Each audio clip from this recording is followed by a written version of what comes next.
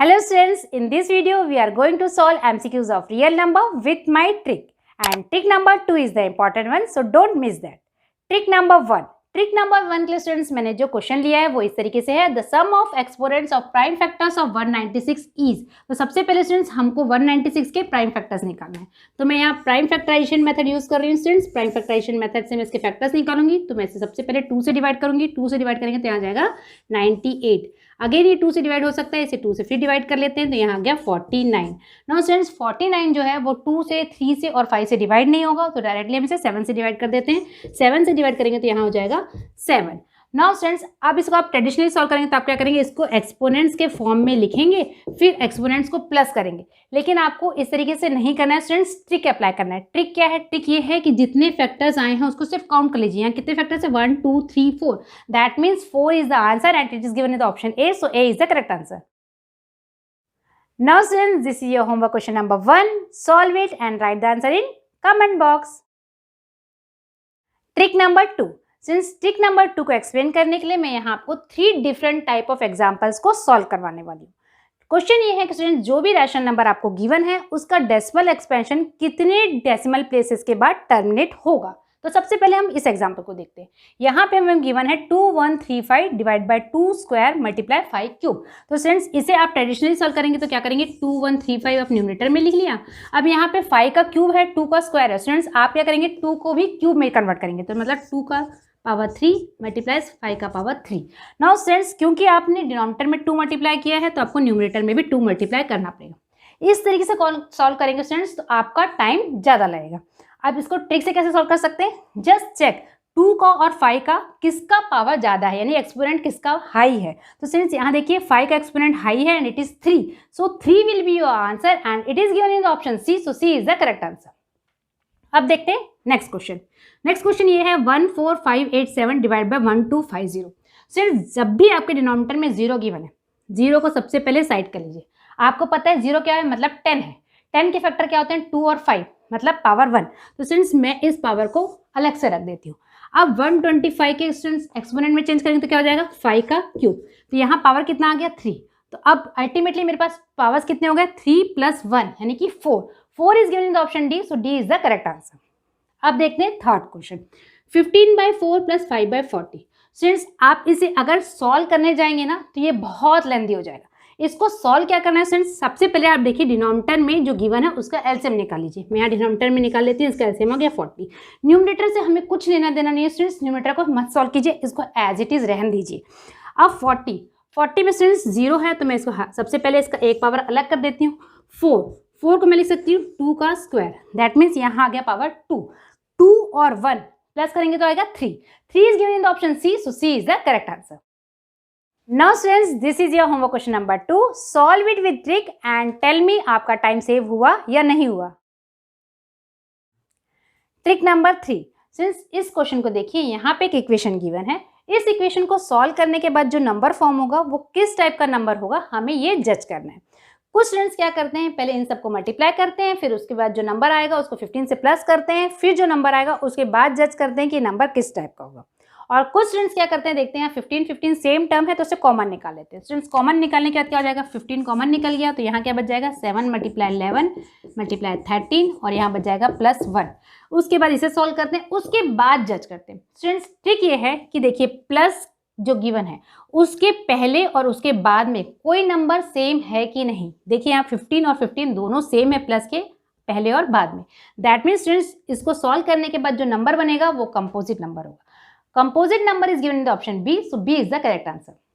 अब स्टूडेंट्स इस क्वेश्चन को देखिए, यहाँ पे स्टूडेंट्स प्लस के बाद 5 गिवन है, तो देखिए प्लस के पहले कहीं 5 है, यस ये 5 है, तो आप बोलेंगे ये कंपोजिट नंबर है और कंपोजिट को डायरेक्टली टिक कर देंगे। नहीं स्टूडेंट्स नोटिस कीजिए कहीं ऑप्शन में आपको होल नंबर गिवन है कि नहीं।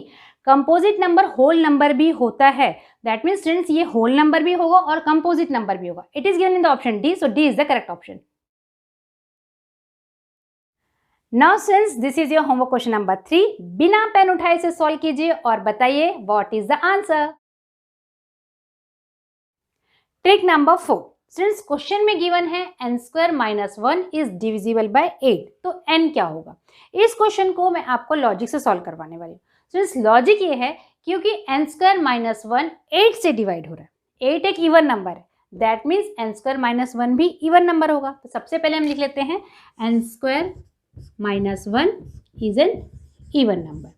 अब स्टूडेंट्स आपको पता है किसी भी ऑड नंबर में +1 करने के बाद या फिर -1 करने के बाद हमको इवन नंबर मिलता है।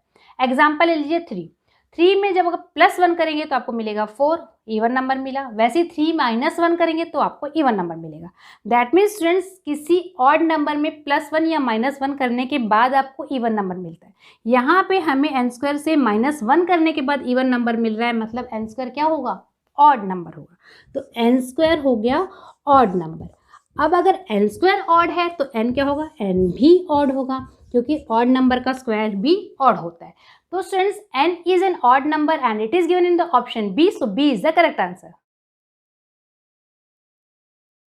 Now students, this is your homework question number 4. इस क्वेश्चन में भी आपको लॉजिक यूज करना है। लॉजिक यूज कीजिए स्टूडेंट्स और सॉल्व करके मुझे बताइए आपका आंसर क्या आ रहा है। ट्रिक नंबर 5, इस क्वेश्चन में हमें गिवन है कोई एक नंबर है जिसका हमें प्राइम फैक्टराइजेशन गिवन है और हमें फाइंड आउट करना है कि जो नंबर होगा उसके एंड में कितने जीरोस होंगे। स्टूडेंट्स इसके लिए आपको इनको मल्टीप्लाई करके नंबर फाइंड आउट करने की ज़रूरत नहीं है। जस्ट चेक कि 2 और 5 के पावर्स क्या क्या हैं। जो लोएस्ट पावर होगा, यहाँ पे 2 लोएस्ट पावर है, तो दैट मीन्स स्टूडेंट्स जो भी नंबर फॉर्म होगा उसके एंड में 2 जीरोस होंगे। 2 is given in the option D, so D is the correct answer. Trick number 6, since इस ट्रिक में मैं आपको शॉर्ट ट्रिक से HCF कैसे फाइंड आउट करना है वो एक्सप्लेन करने वाली हूँ। तो सबसे पहले देखते हैं एग्जाम्पल नंबर 1। इस एग्जाम्पल में स्टूडेंट्स हमें 6, 18 और 24 के HCF को फाइंड आउट करना है। स्टूडेंट्स इसमें हमें क्या करना होगा, सबसे पहले स्मॉलेस्ट नंबर को देखना होगा। यहाँ 6 है। अब देखिए स्टूडेंट्स अदर 2 जो नंबर है वो 6 से डिवाइड हो सकते हैं कि नहीं। 18 is completely divisible by 6, 24 is also completely divisible by 6। That means students 6 जो होगा वो HCF होगा। HCF is equals to 6, it is given in the option C, so C is the correct answer. Now students second example देखते हैं। 16, 64 और 72 का हमें HCF निकालना है। 16 स्मॉलेस्ट नंबर है, 64 को तो डिवाइड कर रहा है, लेकिन 72 16 से डिवाइड नहीं होगा। तो स्टूडेंट्स ऐसे कंडीशन में हमें क्या करना होगा, हमें स्मॉलेस्ट नंबर के फैक्टर्स लिखने होंगे। तो 16 के फैक्टर्स क्या हो जाएंगे, 2, 4, 8 और 16। आपने देखा कि 16 64 को तो डिवाइड कर रहा है लेकिन 72 को डिवाइड नहीं कर रहा है। दैट मीन्स ये ऑप्शन तो कैंसिल हो गया। क्योंकि हम HCF निकाल रहे हैं स्टूडेंट्स, इसलिए हम हाईएस्ट नंबर से चेक करेंगे। तो 16 तो कैंसिल हो गया, अब 8 से चेक करते हैं। 64 जो है वो 8 से कम्प्लीटली डिवाइड हो सकता है, 72 भी 8 से कम्प्लीटली डिवाइड हो सकता है। दैट मीन्स इन तीनों नंबर का HCF क्या हो जाएगा, HCF हो जाएगा 8। 8 is given in the option D, so D is the correct answer. अब देखते हैं थर्ड एग्जाम्पल। 12, 15 एंड 21 का हमें HCF फाइंड आउट करना है। स्टूडेंट्स 12, 15 और 21 को डिवाइड नहीं कर रहा, तो ऐसे कंडीशन में हमें 12 के फैक्टर्स निकालने होंगे। तो मैंने फैक्टर्स निकाल देती हूँ, 2, 3, 4, 6 और 12। आपने देखा 12 से 15 और 21 डिवाइड नहीं होगा तो 12 तो कैंसिल हो गया। अब 6 से चेक करते हैं, 6 से 15 डिवाइड नहीं होगा तो ये भी कैंसिल। 4 से 15 डिवाइड नहीं होगा, ये भी कैंसिल। अब 3 से देखते हैं, 15 3 से डिवाइड हो सकता है स्टूडेंट्स, 21 भी 3 से डिवाइड हो सकता है। दैट मीन्स HCF क्या हो जाएगा, HCF हो जाएगा 3। HCF equals to 3 is given in the option D, so D is the correct answer. अब देखते हैं इस नंबर को। स्टूडेंट्स यहाँ पे मैंने थोड़े बड़े नंबर ले लिए, 92 और 510 का हमें HCF निकालना है। इस एग्जाम्पल में स्टूडेंट्स मैं क्या करूँगी, 510 के फैक्टर्स लिख लेती हूँ। 510 मतलब 51 मल्टीप्लाई 10 होगा। अब 10 का फैक्टर्स 2 और 5 होगा। सिंस आपको क्लियरली दिख रहा है कि 51 92 को डिवाइड नहीं करेगा, तो ये तो हट गया। अब 5 से क्या 92 डिवाइड हो सकता है, नहीं हो सकता क्योंकि इसके एंड डिजिट में 5 नहीं है, तो 5 भी हट गया। अब देखते हैं 2। स्टूडेंट्स 92 एक इवन नंबर है, यानी कि इसका कुछ फैक्टर्स में 2 का पावर समथिंग कुछ होगा, लेकिन HCF में क्या करना पड़ता है, लोएस्ट पावर को चुनना पड़ता है। यहाँ 2 का लोएस्ट पावर क्या है, 1 है। तो स्टूडेंट्स दैट मीन्स 2 इसका HCF होगा and it is given in the option A, so A is the correct answer. Trick number 7। इस ट्रिक में स्टूडेंट्स मैं आपको शॉर्ट ट्रिक से LCM फाइंड आउट करना एक्सप्लेन करने वाली हूँ। तो सबसे पहले देखते हैं एग्जांपल नंबर 1। यहाँ पे स्टूडेंट्स 3, 15 और 30 का हमें LCM निकालना है। HCF में हम क्या करते थे, हम स्मॉलेस्ट नंबर देखते थे। स्टूडेंट्स LCM में हमें ग्रेटेस्ट नंबर देखना है। 30 जो है वो 3 से भी डिवाइड हो सकता है, 15 से भी डिवाइड हो सकता है। दैट मीन्स ये दोनों कैंसिल हो गए, अब बचा 30। तो इन तीनों नंबर का LCM हो जाएगा 30। It is given in the option D, so D is the correct answer. अब सेकंड एग्जांपल देखते हैं। यहाँ पे स्टूडेंट्स हमें 3, 5, 20 और 30 का एलसीएम निकालना है। सिंस 30 यहाँ ग्रेटेस्ट नंबर है, 30 3 से डिवाइड हो सकता है, इसे कैंसिल कर दिया। 30 5 से डिवाइड हो सकता है, इसे कैंसिल कर दिया। 30 20 से डिवाइड नहीं हो सकता। ऐसे कंडीशन में हमें क्या करना है स्टूडेंट्स, ऐसे कंडीशन में हमें 30 में ऐसा कुछ मल्टीप्लाई करना हो कि 20 से वो डिवाइड हो जाए। यहाँ मैं 30 को 2 से मल्टीप्लाई करती हूँ तो मुझे मिल रहा है 60, और 60 जो है वो 20 से डिवाइड हो सकता है। दैट मीन्स यहाँ पे एलसीएम आ जाएगा 60 and it is given in the option C, so C is the correct answer. अब देखते हैं थर्ड एग्जाम्पल, 6, 12 और 17। स्टूडेंट 17 एक प्राइम नंबर है, अगर प्राइम नंबर दिया है तो एलसीएम कैसे निकालेंगे। स्टूडेंट्स प्राइम नंबर को हम बाद में देखेंगे, पहले देखिए इन दोनों नंबर में 12 जो है वो 6 से डिवाइड हो सकता है, तो 6 तो कैंसिल हो गया। अब बचा 12 और 17। ऐसे कंडीशन में स्टूडेंट्स हमें क्या करना होगा, 12 और 17 को मल्टीप्लाई करना होगा।